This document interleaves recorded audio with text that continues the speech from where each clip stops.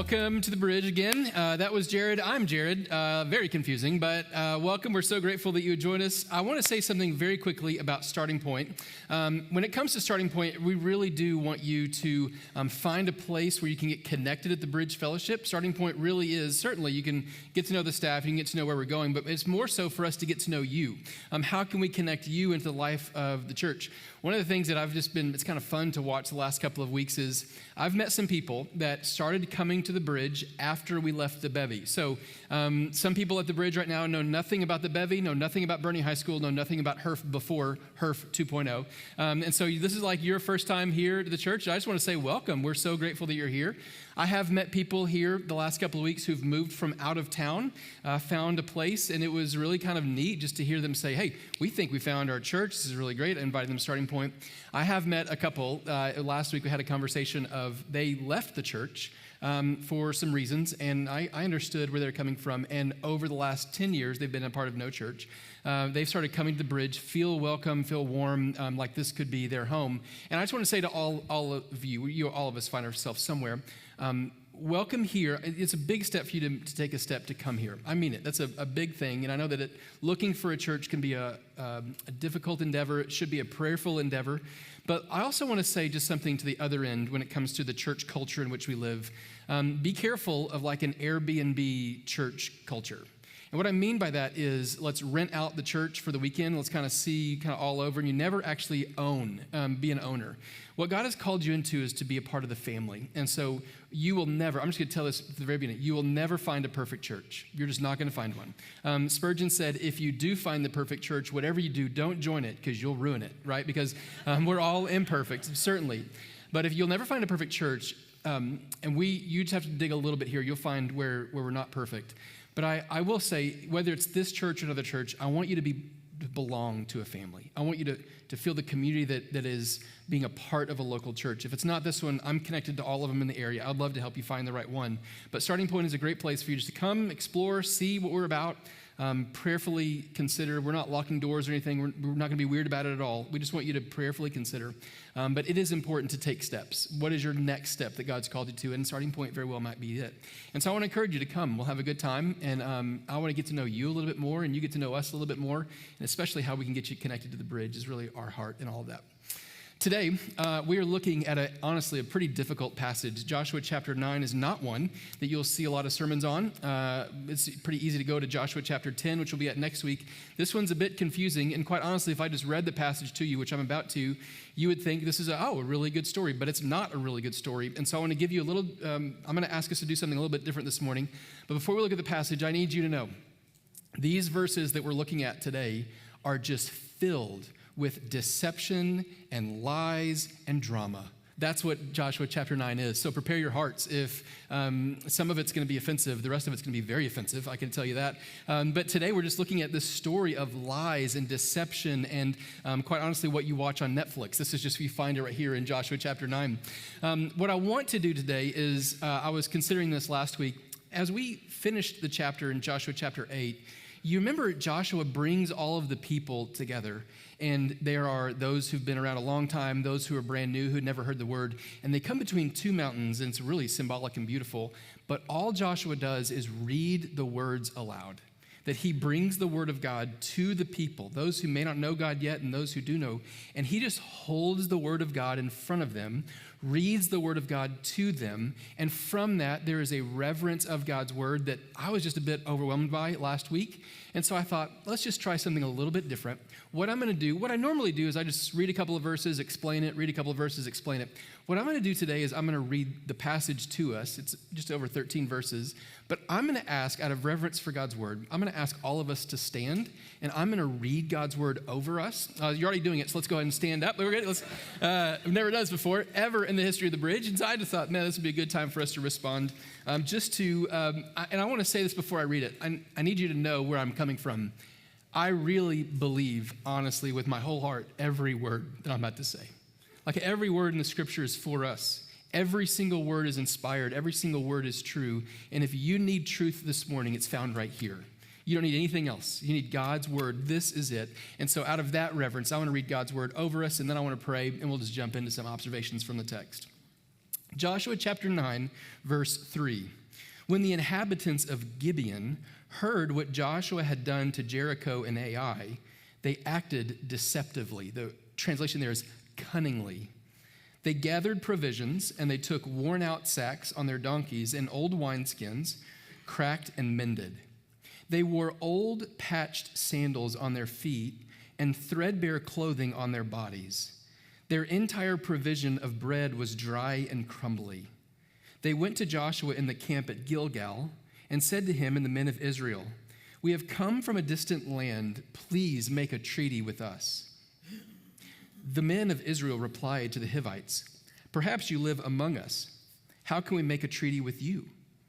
They said to Joshua, "We are your servants." This is a blatant lie. You might be thinking, "Oh, that's nice of them." Not nice of them. This is a lie. Then they told Joshua. Then Joshua asked them, "Who are you and where did you come from?" They replied to him, "Your servants had come from a faraway land because of the reputation of the Lord your God. For we have heard of his fame and all that he did in Egypt, and all that he did to the two Amorite kings beyond the Jordan, King Sihon of Heshbon and King Og of Bashan, who was in Ashtaroth. So our elders and all the inhabitants of the land told us, 'Take provisions with you for the journey. Go and meet them and say, we are your servants. Please make a treaty with us.' This bread of ours was warm when we took it from our houses and as food on the day we left to come see you. But see, now it's dry and crumbly. These wineskins were new when we filled them, but see, they are cracked. And these clothes and sandals of ours were worn out from the extremely long journey." Then the men of Israel took some of their provisions, listen closely, but did not seek the Lord's decision or direction. So Joshua established peace with them and made a treaty to let them live. And the leaders of the community swore an oath to them. Father, this morning, as we look at your word, Father, would you open our eyes and our minds and our hearts and our hands, Father, for what this word is for us today. Father, certainly living in a culture of deception, I pray, Father, you'd give us discernment. Father, I pray that we would turn our face back to you, that we might see you clearly and get direction from you, fully surrendered lives. Father, give us wisdom for the day in this text. It's in your name we pray. Amen. Have a seat. As we look at this text, it is hard to grasp. I understand why it takes a lot of explanation to it. But in essence, what you need to know, and I'll explain kind of a 5-sentence summary of what's happening here. But the question that we've got to ask is, when a text of deception, the question we have to ask is, how do you know if you're being deceived? Have you ever thought about that question? How do you know if you're being deceived? The truth is, you don't. You don't actually know if you're being deceived. See, if you knew you were being deceived, it would no longer be deception. Isn't that interesting? Like, you don't actually know if you're being deceived. The definition of the word is to be fooled or to be conned. That in a world of deception, how do we know if we're being deceived? Well, we don't. We don't always know. The issue is this: when you're being deceived, it really feels like you're being told the truth, doesn't it? When you're being deceived, it really feels as though, I'm being told the truth here. Now, I know, because I'm not naive, that I just threw a little bit of a landmine out into a lot of people who talk about this all the time. We live in a culture of deception. We live in a culture of, are we being told the truth? I don't have to convince you very long that deception is the air that we breathe. Would you agree? We live in an age of information, and in such an age of information, especially online, people naturally wonder, am I really being told the truth? Am I really being told what's factual? Am I really being told what's honestly going on? I mean, you have to ask that question all the time, because you do have people around us who actually say, no, I lie on purpose because that's what gets the emotional response. Like, it's blatant in our culture. This is what we live. With misinformation and disinformation, we actually have fact-checking in our debates and false claims, the fun of conspiracy theories and social media. We are primed for asking the question, are we being deceived? And you do have to look, certainly right now what we live, but we do realize that deception is nothing new. Deception has been around from the very beginning of time. And even whenever I was born, That long ago, deception was there. I remember growing up in Hobbs, New Mexico. And I remember, and if you've never been there, don't. But I grew up in Hobbs, New Mexico, and there was this one store in Hobbs. And it was probably the size of this room with the wall closed. It's probably this. And it was just full of things, full of junk. And my mom took me there one time, and we went kind of this counter, and this is a different time now. I don't really know what you kids are into, but for me, like the coolest thing you could have was Oakley sunglasses. Like that was it. Like you just needed Oakley sunglasses, and at the time before inflation, it was like $100 for a pair of sunglasses, which I could not afford. And so we go into this thing, and there is this display case of Oakleys for $10. And I was like, this is incredible. How did they do this? How are they selling Oakleys for $10? So I bought 2 of them, 2 pairs of Oakleys. And then next to it was Rolexes for $50, right? I'm like, as this 12-year-old, I was like, this is the most brilliant thing ever. So I just got everything they had. I took it all home, and my dad was looking at it. He said, Jared, these look amazing. Did you know that they spell Oakley O-A-K-L-Y? What you got is spelled O-A-K-L-I-E. Oakley. This is a lie, Jared, right? It's like, what must happen? I didn't know.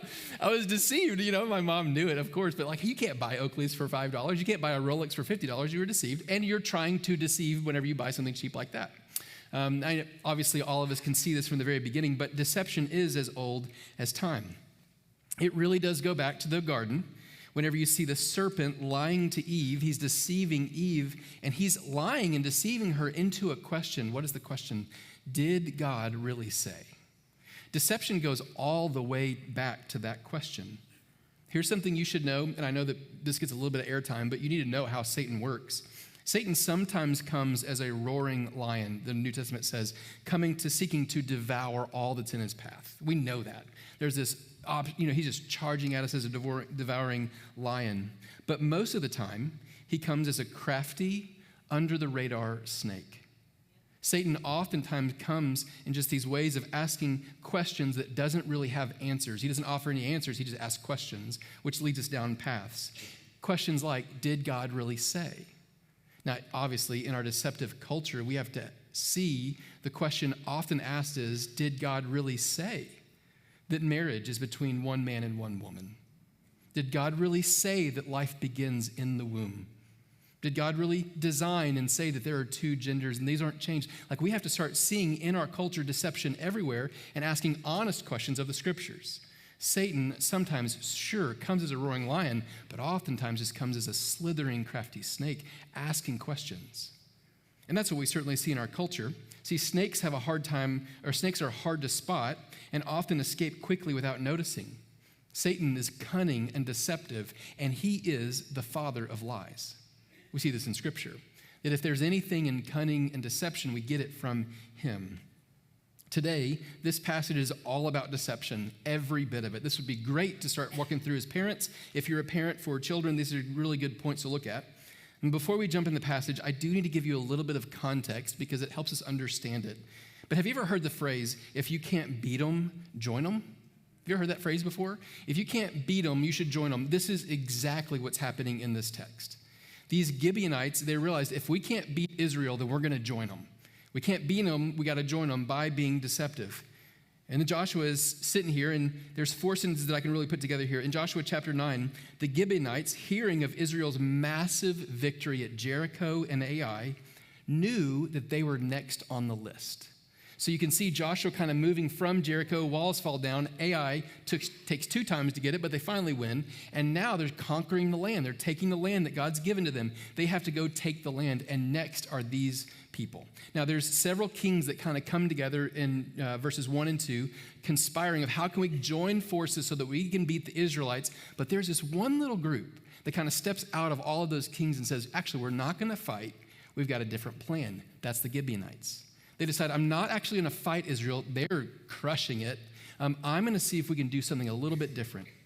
They knew that in Deuteronomy chapter 20, that anyone from a distant land must be given a chance. So as God's people starts going into God's land, if there's distant people, they are to be given a chance. You're not to crush them. Anyone in the land, you are to take them. This is God's word, what he said. Anybody in the land must be destroyed. Anyone outside the land, you must give them a chance. Well, they're in the land. These Gibeonites are in the land. They're just about to be destroyed. And so here's what they do. They wear old clothes. So at the time, those were not in style, which they are now apparently. We just tear your jeans and you look cool, right? Like they put on torn jeans. They go thrifting for a little bit of clothes, and they have this. And then they carry moldy bread to convince Israel that they've traveled a long way. They say, look at this moldy bread. We made it before we left, and now all of a sudden we're here. It's moldy and crusty. That's how far we came. But it's a blatant, bold lie. They're lying to Israel's face. Then, without consulting the Lord at all, Joshua and the leaders believe their story and make a peace treaty with them. Without consulting God in any form or fashion, they take it upon themselves to make a peace treaty with them. And now, what we see then is 3 days later, Israel discovers that these Gibeonites are actually their neighbors. They did the wrong thing. Israel did not consult the Lord.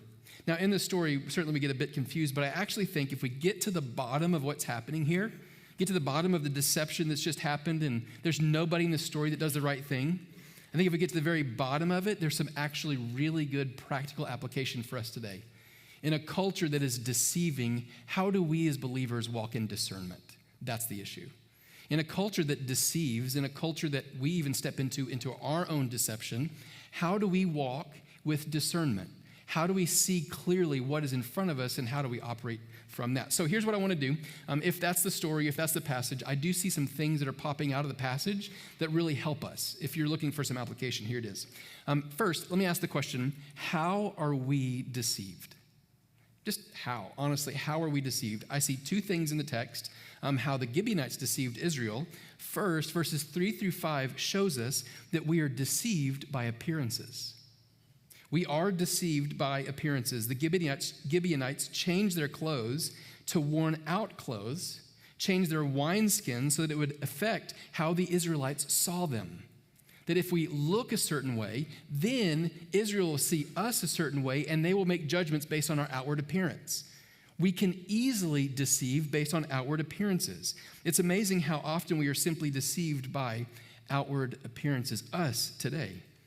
It reminds me of the movie that I just found fascinating. It's one, you know how you have movies that just, capture your attention? But the movie called Catch Me If You Can, that for some reason, that movie just captured my attention. I found it to be provocative. I found it to be fascinating. I just could not imagine this guy, Frank Abagnale Jr., who has just lived his whole life as a professional con artist. Now, if you haven't watched the movie, y'all, it was 20 years ago. I'm going to ruin it for you. That's on you. You should have watched the movie. But basically what Frank Abagnale Jr. did was he was confident, and he would just put on different uniforms, and he found himself in places as a con artist in all kinds of ways. Not only did he forge checks and all that sort of thing, but the thing that I could not believe was he got his hands on, an official pilot's uniform with a badge, and this guy, true story, gets on a plane as a pilot. Could you imagine? How many of you are flying this week? Anybody? I just want to put a little anxiety in your heart right now. It could happen. I don't know. But it's not just that. He also, he conned people that thinking he was a doctor, which that's most of you on Facebook, but okay. But like he walked his way through into a hospital room as a doctor. He put himself off as a lawyer. So he actually consulted with people in law. This just shows you that you can easily trick people with your outward appearances and just some confidence. We know this to be true. We know this to be true in our culture. This makes us pause and ask how often are we simply deceived by outward appearances? In your life, how often are you so easily deceived by outward appearances? And I'm going to make it just personal for all of us. Be careful as online continues to go. As some of you are watching Bible studies online, there are false teachers who are on Bible studies who look awesome. Sometimes we think that false teachers have like horns growing through their heads. No. False teachers oftentimes smile a lot. And they oftentimes look very presentable, and they oftentimes make you feel very comfortable and ask a lot of questions but never give actual answers. You have to be careful of false appearances. Now, I'm going to twist it just for a minute because I want us to really think about this. If we do live in a culture that there is deception of appearances, well, church, you know the question I have to ask you. Do you deceive based on your outward appearances? Do we, as the people of God, live in the same way? Do we live lives that show people a lie based on how we look or how we operate? Do we live lives that simply deceive by trying to make things look better than they are? Or even the opposite, do we live lives that maybe makes things look like they're worse than they are? We just try to make things look different on the outside. We deceive others by what we post or how we talk differently in different groups of people we find ourselves in. Here's the question. Are you the same person regardless of what room you're in, what chair at the board table you're sitting at, what position you hold? Are you the same person online as you are in person? Do you say the same words to someone's face as you would online? Are we the same people? I've shared this quote with you before, but it's a Latin phrase, which I've always found to be fascinating. It's esse quam videri. And esse quam videri, you should write it down. It's on my desk. Esse quam videri says this. It means this: to be rather than to appear. To be rather than to appear. It's the definition of integrity. It's a definition of you're the same person at church as you are in the office. You're the same person at church as you are by yourself at home online. You're the same person in the office as you are at home. You're the same person with your wife that you are with your kids. You are the same person. It's the definition of integrity. And friends, I just have to let you know, there is so much freedom when you're able to be and not simply try to keep up the appearances.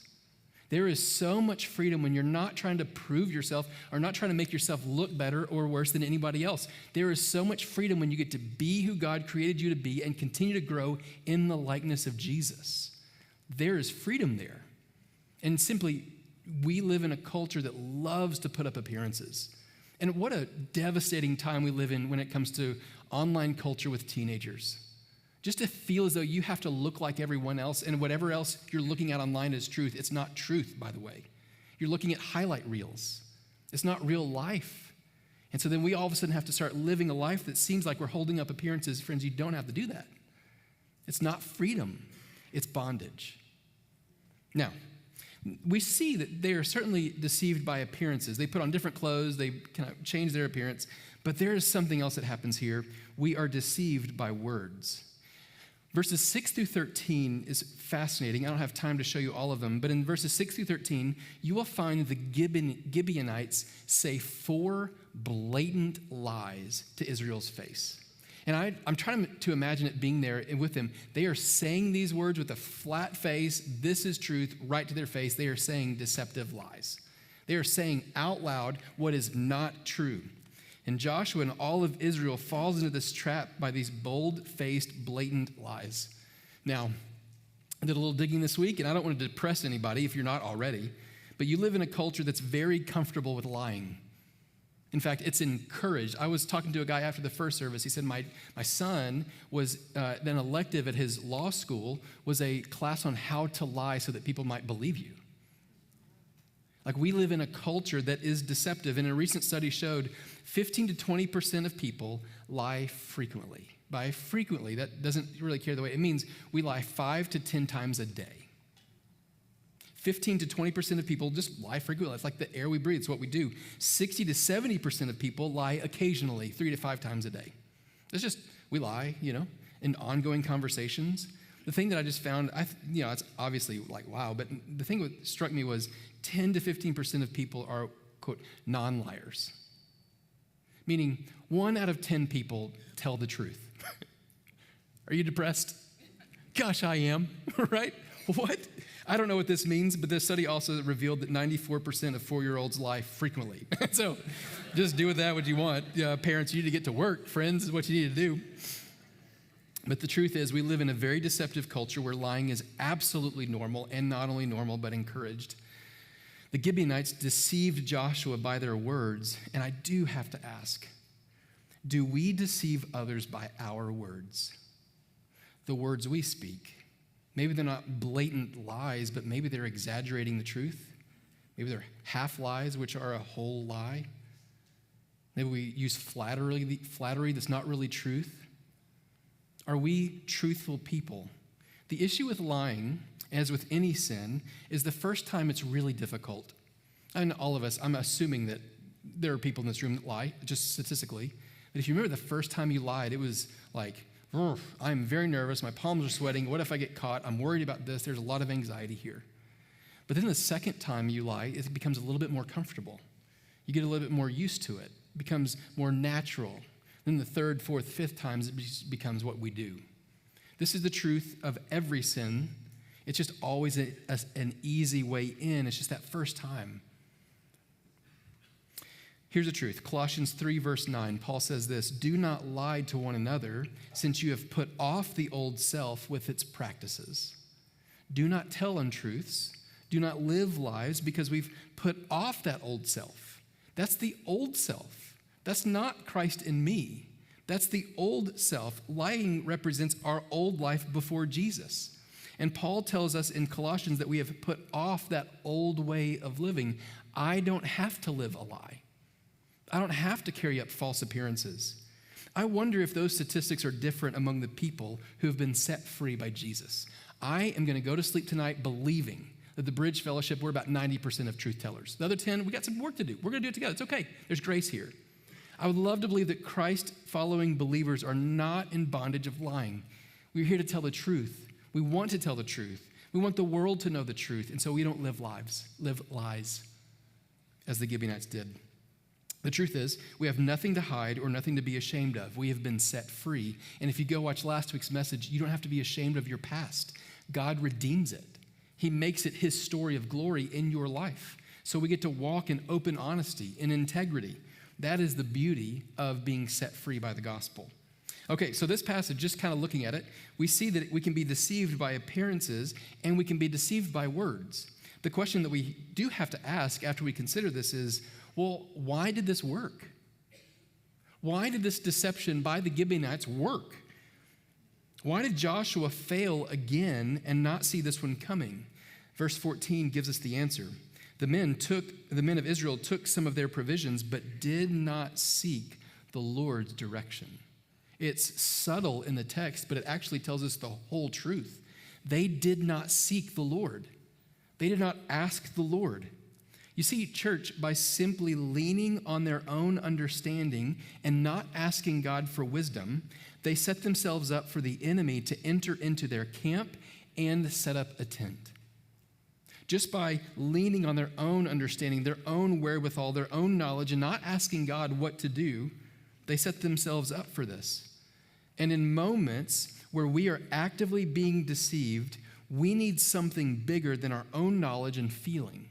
We can't just go off our own knowledge. We can't go off our own heart. Our hearts are deceptive above all things, Scripture tells us. We need one word, and it's called discernment. That in our day today, in our Christian life today, we need this word called discernment. What does discernment mean? You can look it up on Google. Everyone has an answer. Here's just what I want you to consider. Discernment is this. I know the difference between right and wrong, good and evil, truth and lies. I think that's discernment. Just 30,000 feet. I know the difference between right and wrong, good and evil, truth and lies. I can see it. I can see it in the culture. I can see it in my life. I can see it in my family. I know the difference between right and wrong, good and evil, truth and lies. Now here's the truth. Discernment is not something we have immediately. It doesn't say, Lord, give me discernment. Maybe he'll give it to you quickly. But discernment is something that is cultivated. I think about my granddad as he was a farmer. He was cultivating the land. It took time. He planted seeds. These things would grow. Discernment is one of those things that comes with life and wisdom and life stages. But it is something that we can cultivate. This is something that we can cultivate in our lives, that we can grow in our discernment. How do we cultivate discernment? I have 3 quick things that I think are helpful. Number 1, prayer. Like, honestly, prayer. Going before the Lord with a question. Verse 14 says they did not seek the Lord's direction. How often in our lives do we just not seek the Lord's direction? Ask him what to do. Look in his word. I find it fascinating that literally the chapter before, Israel is on the mountaintop, literally. They beat Ai, they beat Jericho, they crossed the Jordan. They're like crushing it. This life is going great. We're doing what God's called us to do. Let's charge the hill. Let's go take the rest of this land. This is great stuff. And then meet like one lie. And all of a sudden, everything falls apart. One lie, one deception comes into the camp. Here's the truth that I want all of us to know.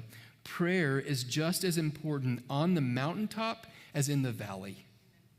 Prayer is just as important to be praying, to be close with the Lord in the good times as well as the hard times.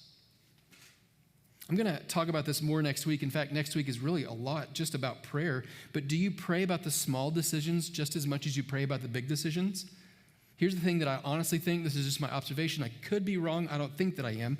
I don't think Israel thought this was a big deal.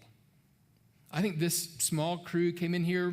They took some pity on them. That's not that big of a deal. I don't know that this is that big of a deal. They didn't think that was that big of a deal. It was just a small decision. But the problem is, they just made a covenant with the enemy, and because they must keep their word, the enemy will be with them the rest of their lives. If there is an encouragement in Joshua chapter 9, this is what it is. Everyone does the wrong thing. There's nobody in this story that does the right thing except God. Everyone fails here. They're lying. They're not following the Lord, all this. Now, the truth in that is, should we lie or not? No, absolutely not. But does God use all of these things? Absolutely. God will always get what he wants, even in the middle of deception. That's the beauty of Joshua chapter 9. There is some encouragement there. We're not always going to get it right. But it doesn't matter if it's a seemingly big decision or small decision. The question I have is prayer our first move or our last resort? Oftentimes we go to the Lord when it's the last resort, when it should be the first move. Because whenever it's the first move, we see much clearer. What would your day look like, honestly, when it comes to discernment, if you wake up in the morning and just say, Lord, today is your day. I give today to you. I have no idea what conversations I'm about to step into. Would you give me clarity of mind? Would you help me understand the days that I live in? Help me, give me clarity and confidence for what I'm about to step into. These small, what I think Dr. Miller says, breath prayers, just simple breath prayers. Like you step right into a meeting, before you step through the door, Lord, give me wisdom. That's it. Lord, would you give me some wisdom as I step in here? You're about to have a hard conversation with a friend. Lord, would you give me words? Because I don't really know what to say. Would you help me right now? These are small breath prayers. I wish that Israel would have just said, Lord, would you give me wisdom? He would have. Number 2, this is an interesting one that I just want us to wrestle with for a minute, is diligence. I just think sometimes we miss out on diligence. We're so often very quick to move to a decision without doing the work of prayer and exploration. Asking good questions, listening. We love quick decisions. Unfortunately, our enemy is out to steal, kill, and destroy, and oftentimes uses our quick decisions against us. To really pray, to ponder, to think. These are important things that we see in Scripture. You would be a wise believer, listen closely, to investigate and be patient. These are not big things we think about in our culture, but it's true. To be wise and patient, to investigate. Here's the thing in the text, the very next verse, it only took Israel 3 days to realize they were being lied to. If they were just waited 3 days, if they'd have just been diligent, prayed, been patient, they would have known. It's that phrase, have you heard it before, but trust, but always verify?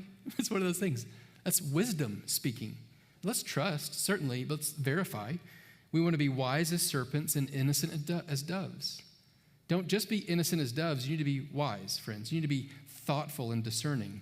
It's not unchristian to doubt someone's story for a minute, to dig deeper, and to act accordingly.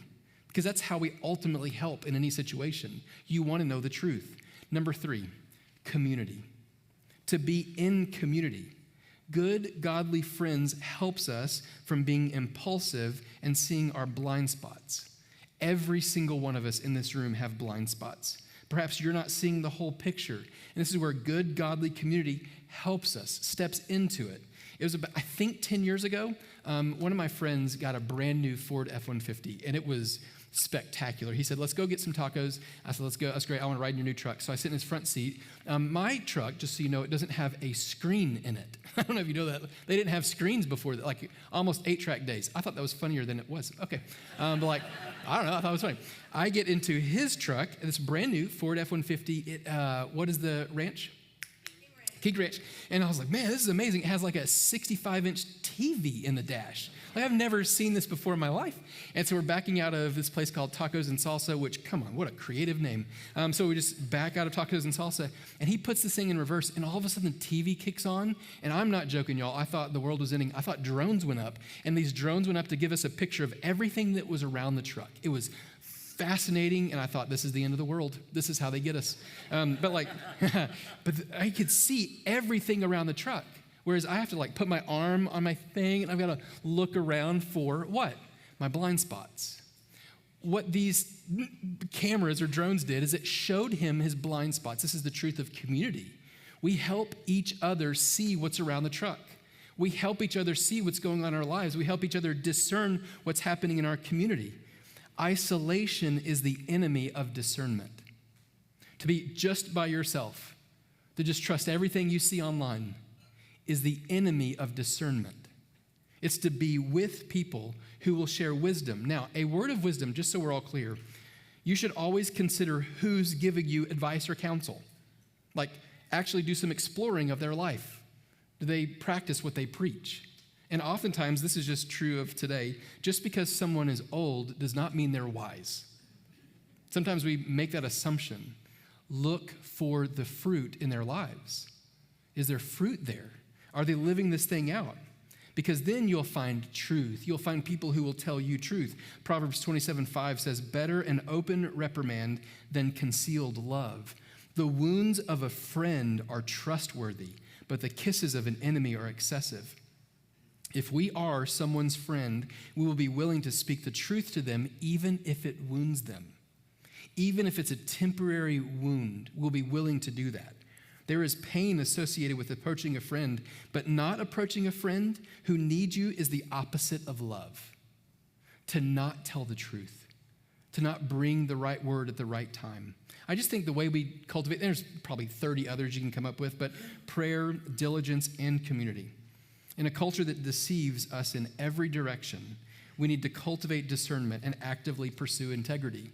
Actively pursue the esse quam videre, which is to be rather than to appear. This is what a lost and dying world is desperate to see. That we are who we say we are, we're not ashamed of it, we're unapologetic of it, and we'll love you all the way to the cross. Show you who Jesus is. Now, as we look at this story, the thing that I've really wrestled with is, where do we find the gospel in this story? As you look at Joshua 9, I always just try to figure out, where do we see the gospel in this? And it's taken me all week, but I do think there is a theological truth that lies under the surface. And here's the truth that I just want you to see. You don't have to deceive God to earn his grace. Let me explain it. You don't have to deceive God to earn his grace. Here's the question you have to ask. Why did they lie in the first place? Why did Gibeon feel the need to lie in the first place? I wonder if it's this. I wonder if the Gibeonites knew, because of what they've heard, that God was mad, but they did not know that he was gracious. I wonder if they knew that there was wrath, but they did not know that there was grace. You see, the Gibeonites were living in sin, and it was blatant sin. It was all over the place sin. And you see all throughout Deuteronomy's account, there was opportunity after opportunity for repentance. They didn't take it. Although they knew Deuteronomy 20, maybe they didn't know about Rahab. Maybe they didn't know about the story of Rahab turning to God, repenting back to the Lord. They could have repented like Rahab did, turned from their sin, and God would have been gracious and brought them in. You see, the beauty of Joshua, the whole book, and the beauty of the rest of the scripture is Rahab casts a shadow on the whole thing. That her faith, that she would trust in the Lord, that she would give her life to him. That Rahab casts a shadow that's a gospel shadow throughout the whole book. They don't have to trick and lie to receive God's grace. They could have just repented. But they didn't. They lied. And let's be honest. What about us today? Are you in a place where you know about God's wrath but are unaware of his grace? We don't have to trick him into his grace. You don't have to trick the Lord. Just so you know, here's the deal. He knows your story. He is very aware of your sin. He was very aware of your sin, believe it or not, your sin when he went to the cross. Very aware. You don't have to hide. You don't have to lie. You don't have to walk in shame. So maybe you may not know he knows your story. He knows your sin. The question is, do you know him? Do you know of his love and his grace that is on the cross poured out for us that we might have freedom in life? Or do you know the vision the Gibeonites knew? The truth is, the freedom of the gospel allows us to walk in transparency and authenticity. You don't have to hide. You don't have to walk in shame. You can bring your questions. You don't, and here's what happens in the church all the time. We pretend and we perform. We pretend as though everything's better than it is, and we perform as though it is. We don't have to do that. We don't have to live a lie. We don't have to live in deception. We can live with authentic truth. This is what God's doing in my life. This is my past. This is where God's taken me. I'm not the same person I used to be. I don't have to lie about that. I can walk in the freedom that is the gospel. I don't have to pretend or perform. I don't have to trick God into his grace as if that was even possible. He knows you. The question is, do you know him? Here's what we believe, that Jesus Christ is the ultimate hope for every person. And though we are all sinful and our sin separates us from God, God made a way for us to be in right relationship with him again. And that way is Jesus. Through his death and resurrection, he was the perfect sacrifice for our sins. And God promises that all who place their faith in Jesus Christ will be saved. Friends, that's the good news of the scriptures, and that's the good news for us today. We don't have to walk in shame. We don't have to walk in lies. We don't have to walk in deception. We can live lives that are free from the gospel, but friends, also, because we have this new heart, we can have discernment and see what's truth out there. We can bring truth with our lives. That's what happens in this passage.